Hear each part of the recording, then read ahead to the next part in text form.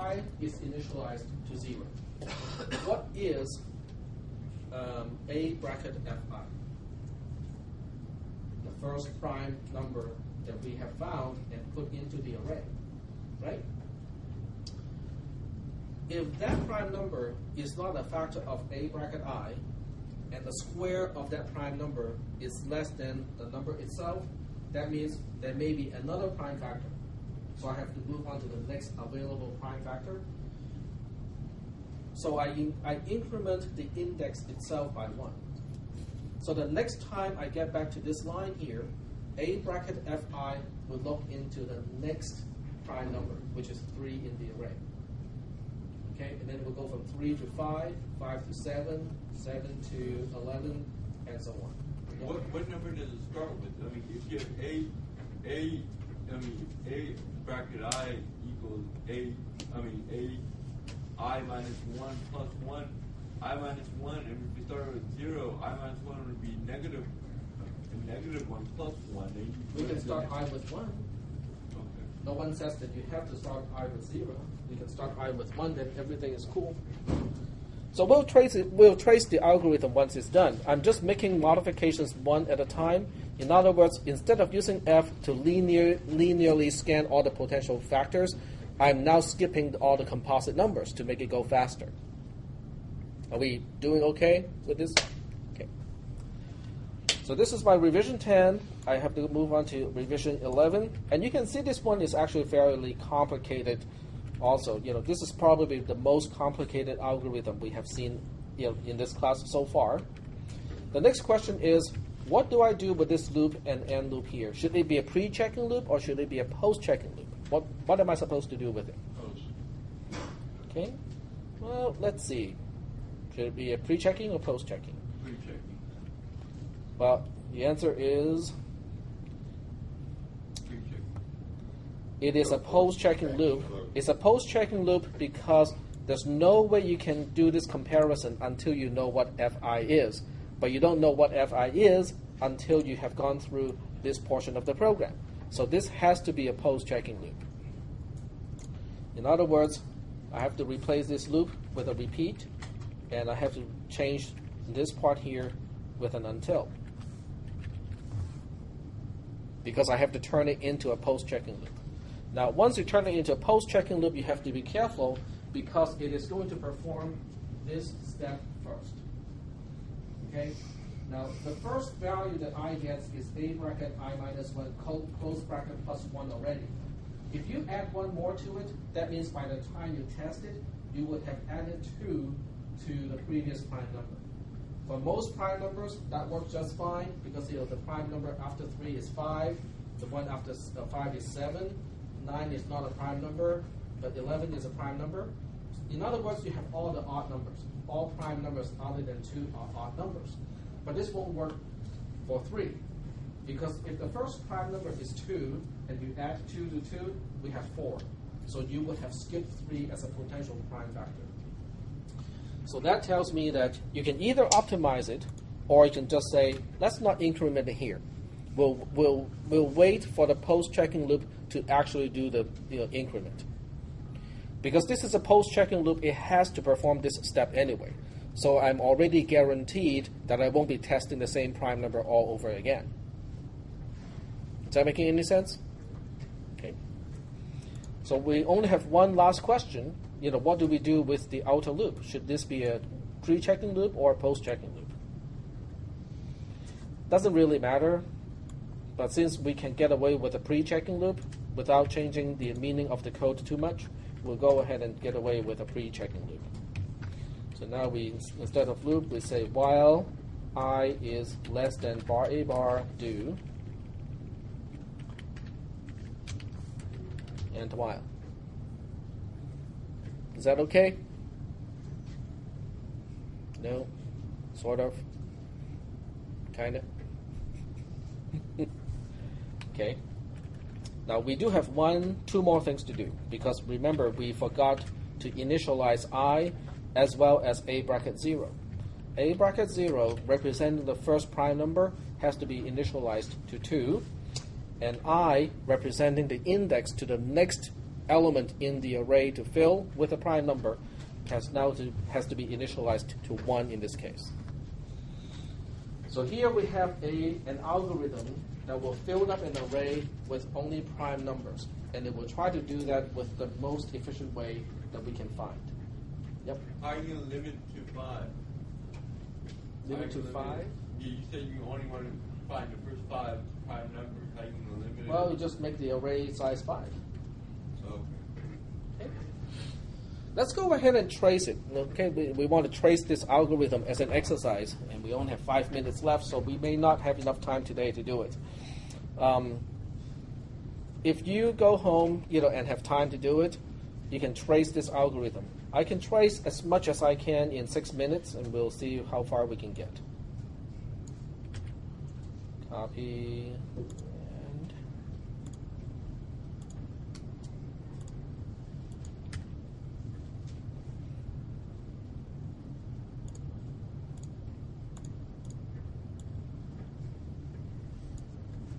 Okay, so here we have the code. Can't really use a big font like that because otherwise I won't have space for the next screen.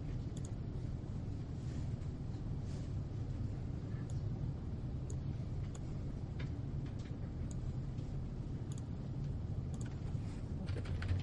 Comments, my number. We have I, we got Fi, and we got A. Let's say we have 3 elements. I don't think we have enough time to trace 3 elements, but we'll try. The precondition is I does not have to be known. Fi, none of these has to be known because the algorithm does its own initializations. So we'll go ahead and optimize the width. Line 1 initializes I itself to 1. Oops, I goofed. Line 1 is going to initialize A bracket 0 with 2. Line 2 initializes I with 1. Line 3 is asking I less than bar A bar is true, because in this case bar A bar is 3. We have 3 elements in the array. Then we go to line 4. Line 4 is going to copy A bracket I minus 1 to A bracket I. I is 1, so A bracket I minus 1 is A bracket 0. And we'll just copy it to A bracket 1. So now A bracket 1 would also have a value of 2. Is that okay? Then we skip line 5 because it's only a marker. We do not trace that marker line. We go to line 6. Line 6 will blindly add 1 to A bracket I. A bracket I goes from 2 to 3. Then we go to line 7. Line 7 initializes Fi to 0. Then we go to line 8. Line 8 evaluates that condition. The first part is true, but the second part is false, because A bracket Fi is going to be A bracket 0, which is 2. 2 times 2, oh, I forgot to change one thing. This n also needs to be changed to A bracket I. Sorry about that. Is that okay so far? I forgot to replace one of the references to n. So line 8 is going to be the condition. I only do it here because I don't have enough space to show the entire condition. But it is going to be false. If line 8 is false, it will get out of the loop immediately, which means we'll get to line 11. Line 11 will evaluate that condition.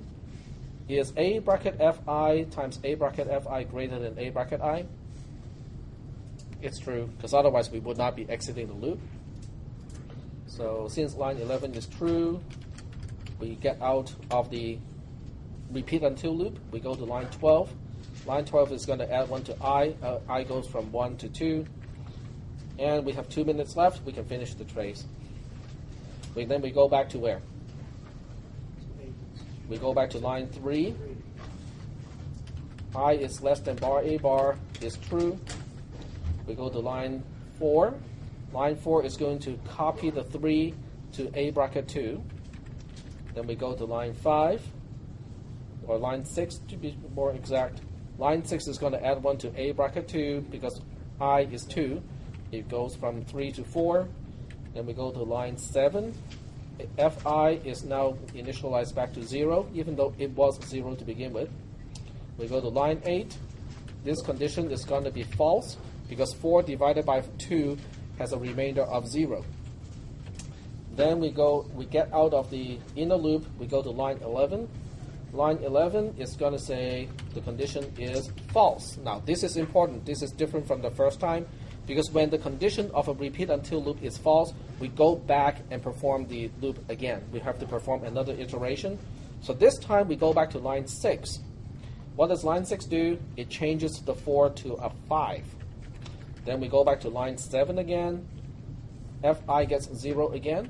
We go back to line 8. The first iteration will return true for that expression because 5 mod 2 is non-zero and 2 times 2 is also less than 5. So it's going to be true the first time. We will go to line 9. Line 9 is going to add 1 to Fi. Fi will go to 1. Then we go back to line 8.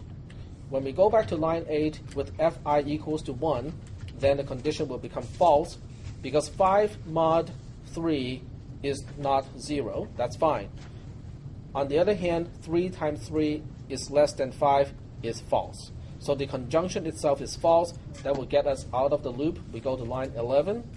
The dot dot dot will be true this time.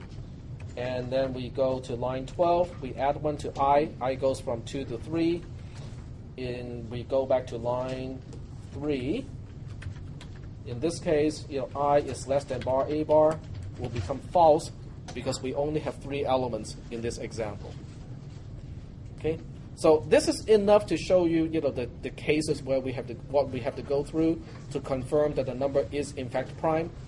Okay, so let me just go ahead and save it, and we'll continue from this point on next Tuesday.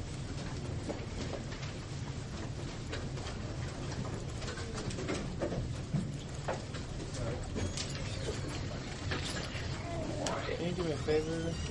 Can you go back to that first line 4? I was kind of confused on that step. You mean the derivation? No, I'm sorry. No, on this. Yeah, the very first, right there, line 4 gets 2. I'm kind of confused on that one. You mean this one here? Yeah. Okay, because line 4. Okay, let me bring up the.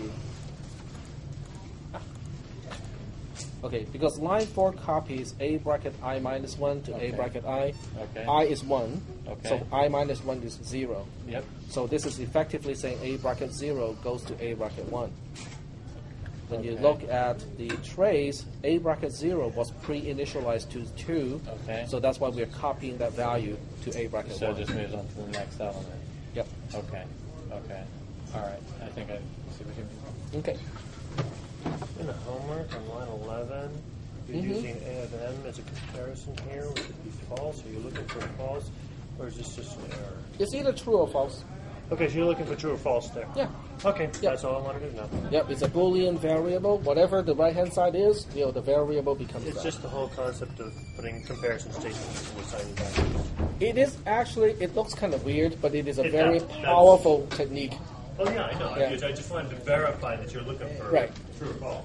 Yep. I got a quick question. Earlier when you said with the notes, you were referring to the notes in the module on Moodle, right? Like everything? Earlier when you said that to read the books, you're referring to the notes The in modules, the module. right, in- exactly. Everything is on there, right? Yep, If everything I should missed be on on there. Tuesday and I missed put a bit on the binary stuff. The binary search? Yeah. Yeah, and it should be in there too. I only found the assignment. I didn't find any notes referring to binary. It's listed under topic number 7. searching when the array is sorted. Okay, and where can I locate your recordings? Since you haven't sent that I to me. did not. I have not posted the link to the.